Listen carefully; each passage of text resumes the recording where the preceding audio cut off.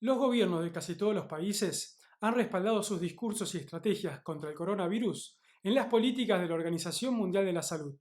Hemos venido aplicando la estrategia definida por la Organización Mundial de la Salud para combatir el virus. Estamos actuando según las recomendaciones realizadas por la Organización Mundial de la Salud. Todas las medidas que ha recomendado la Organización Mundial de la Salud. Esto estaría bien si la OMS se ocupara netamente de reunir los consensos de los principales referentes médicos del mundo y elaborara recomendaciones sanitarias oportunas. Pero la emergencia del coronavirus ha mostrado una realidad muy diferente sobre este organismo, cuya negligencia abrió la puerta para que el brote surgido en China se convirtiera en una pandemia global. En vez de asumir una postura científica, la OMS básicamente se puso en línea total con la postura política de encubrimiento de la dictadura comunista china. Soslayó sistemáticamente la gravedad del contagio durante el primer mes desde que el régimen reconoció el brote, a pesar de las evidencias del contagio de persona a persona. Al mismo tiempo pedía no restringir los viajes con China y alababa a la dictadura comunista mientras ésta ocultaba la información y perseguía a quienes informaban sobre el virus. Esto es lo que permitió sembrar las semillas en el mundo para el contagio global. Te preguntarás, ¿cómo ha podido la OMS cometer tal negligencia?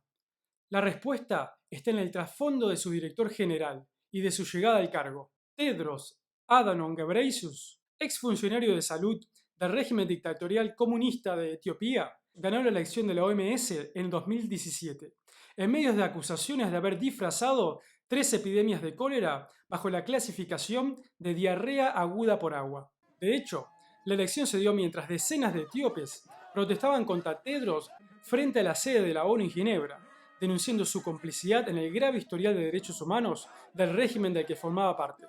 Dicho historial incluye genocidio contra minorías, masacres a manifestantes y encarcelamientos y torturas a periodistas y opositores. Tedros se aseguró la elección, por un lado gracias a los votos de los más de 50 miembros de la Unión Africana.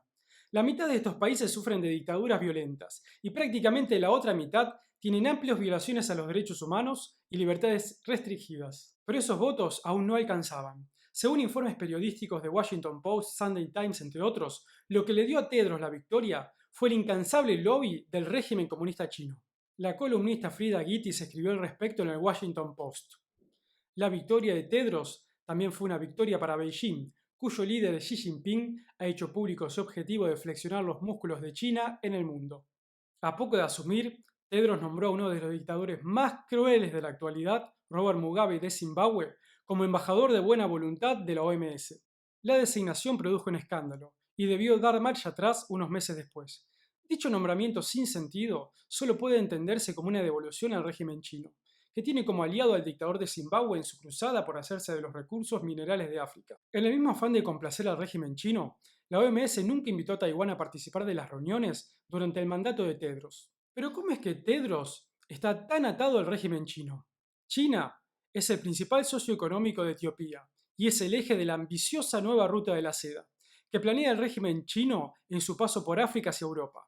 De hecho, sus inversiones en infraestructura y construcciones han cambiado por completo la fisonomía de la capital etíope. Sin embargo, según la columnista Barnini Chakraborty de Fox News, las inversiones no han cosechado la ganancia esperada. Si China dejase de invertir en Etiopía, sería una debacle económica para ese país. En ese contexto, las inversiones chinas en Etiopía penden de un hilo, el hilo político respecto de China. Y ahí es donde la actitud de Tedros al frente de la OMS juega un rol clave para la economía de la dictadura de Etiopía. El resultado es lo que hemos visto desde la detección del nuevo coronavirus. Mientras el régimen chino ocultaba el inicio del brote y sigue ocultando las cifras reales de contagios y muertes, la OMS elogia sistemáticamente la transparencia del régimen chino.